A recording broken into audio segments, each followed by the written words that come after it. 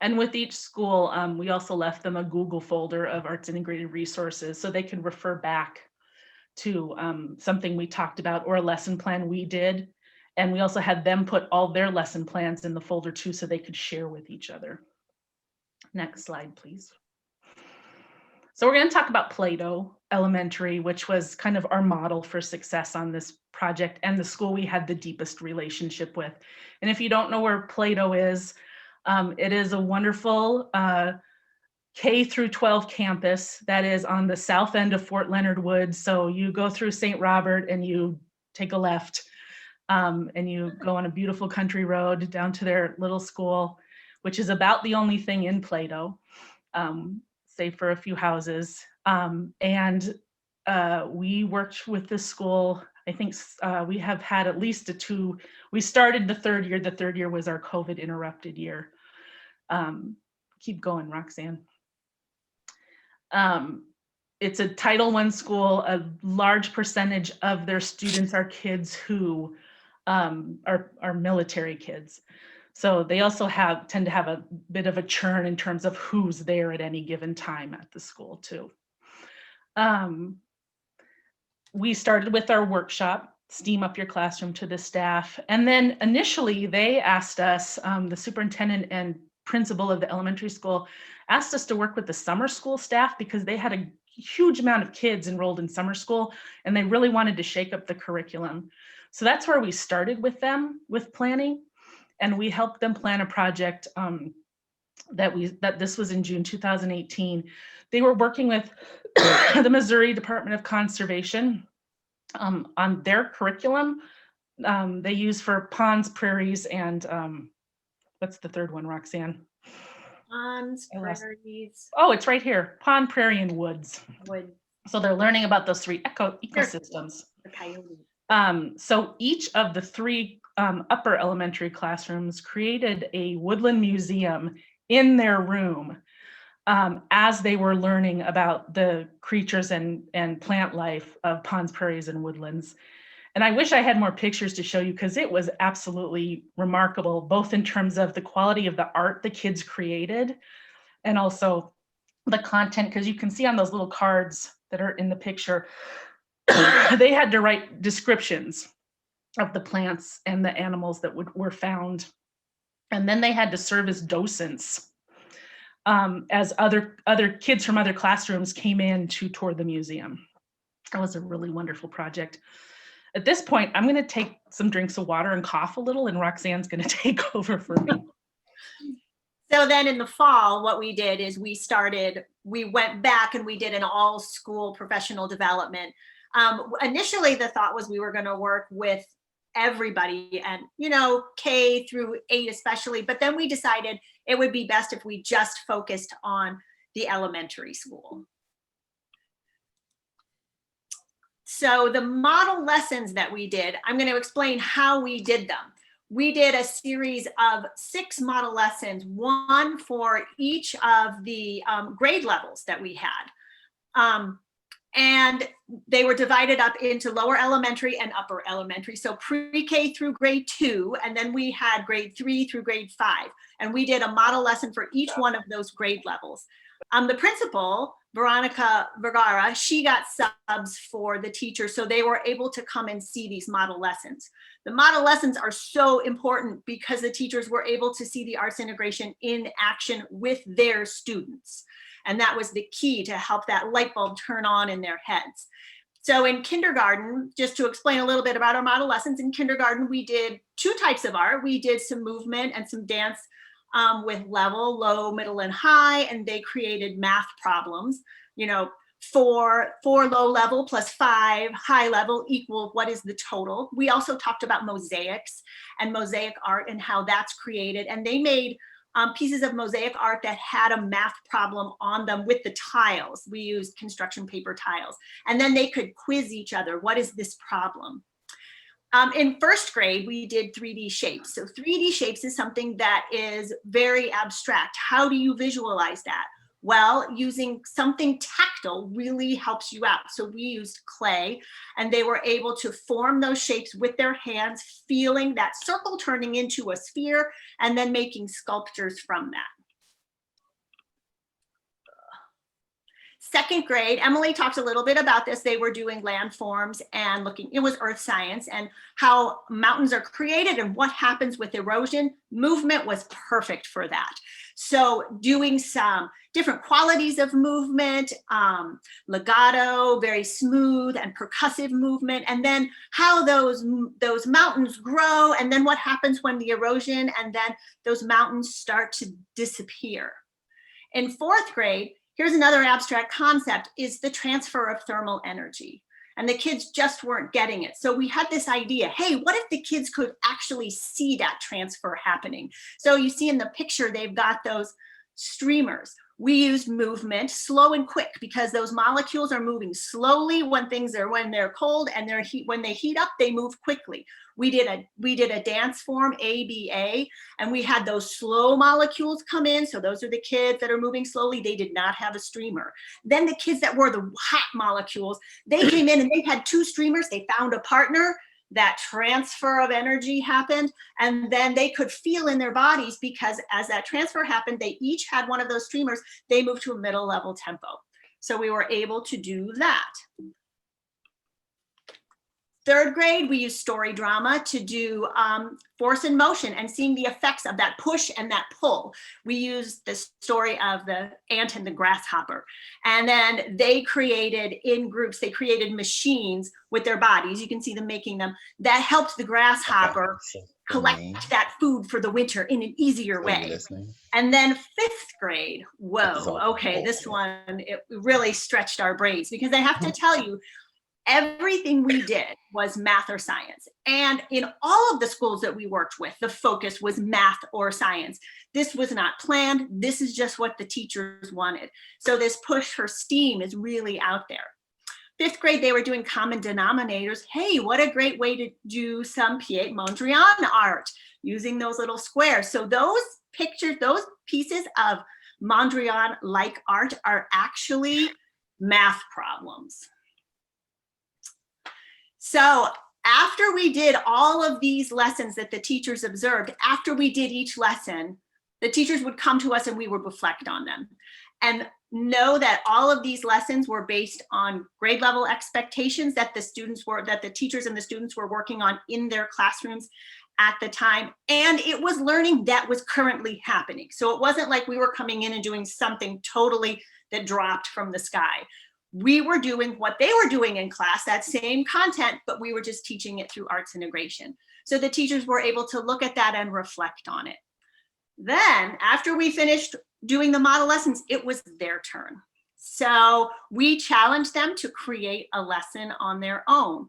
We brainstormed ideas together. We gave them about a month to think and plan. They emailed us when they had questions. They collaborated with each other, and they pushed that bubble of comfort out.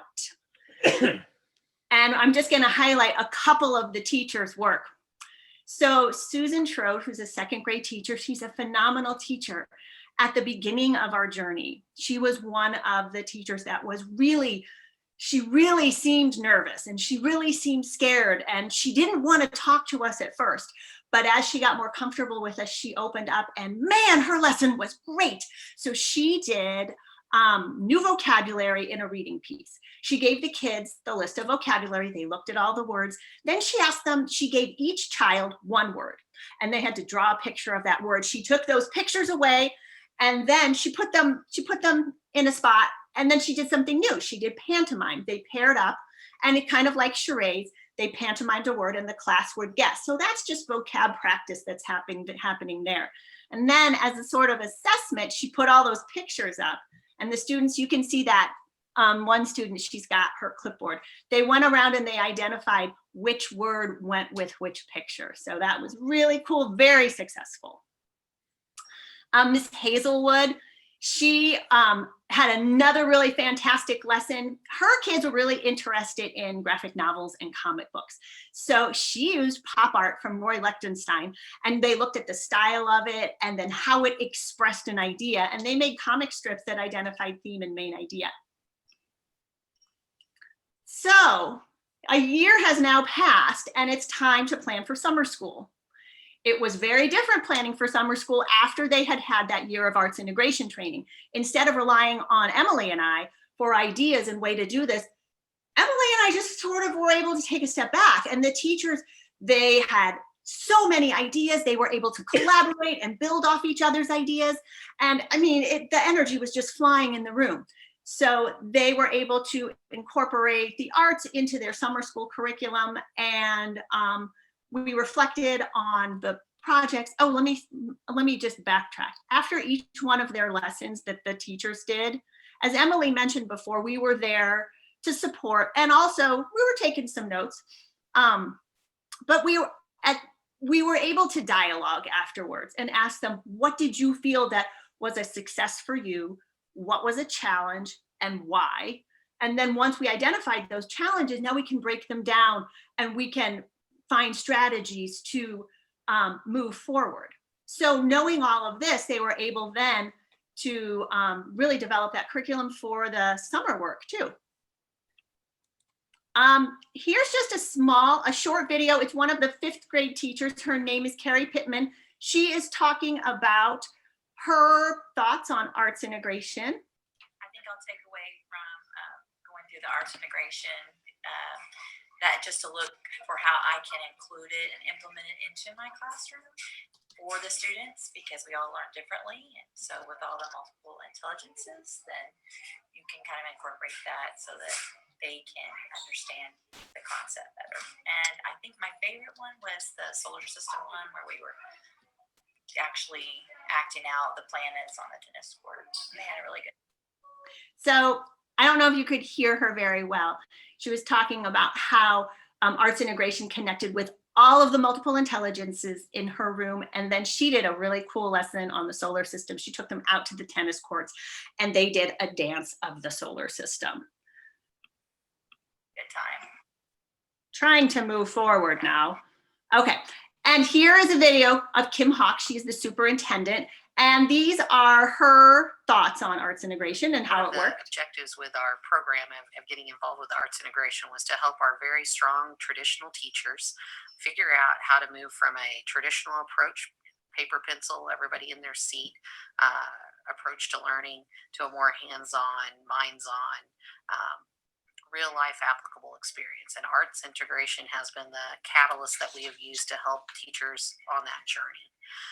At first that was a little bumpy, but they had to learn new strategies and techniques working with arts integration specialists to become comfortable with having kids out of their seat, having paint and glue all over the place, messy learning. And it has been a great journey for us.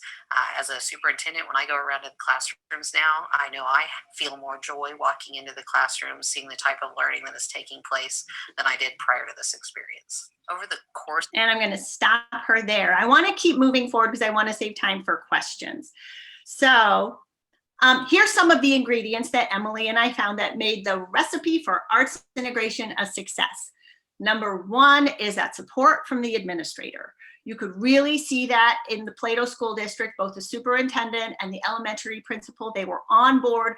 They welcomed us. They made us a part of their classroom and their school culture. So arts integration was a part of what was happening.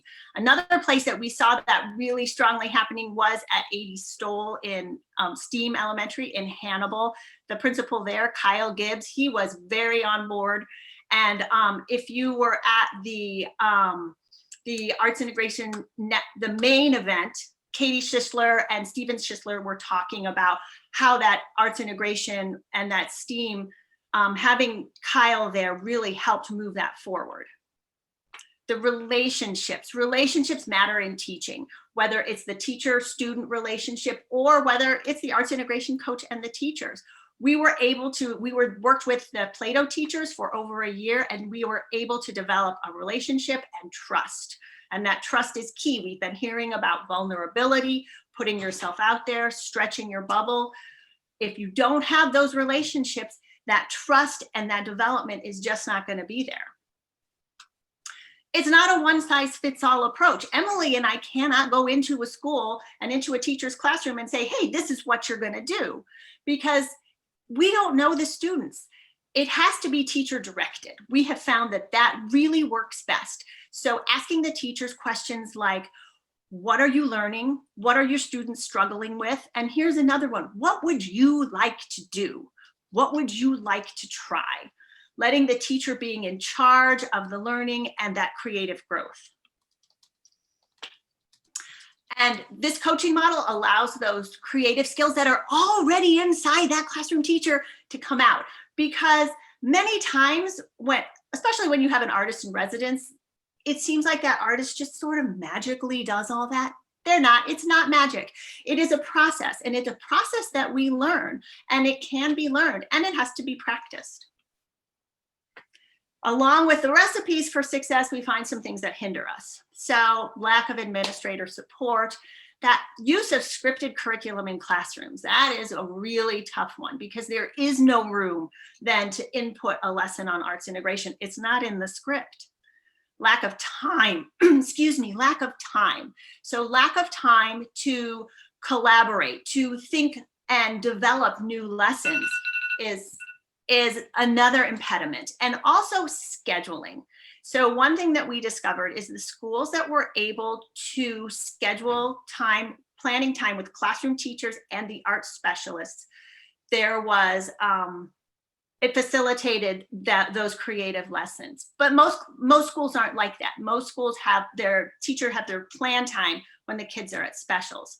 So that would be reinventing the schedule. That's a huge obstacle, but we were at Fremont Elementary in Springfield and A.D. Stoll in Hannibal. They both had that time carved out where the teachers were able to work with those specialists, and it was really beneficial on both ends.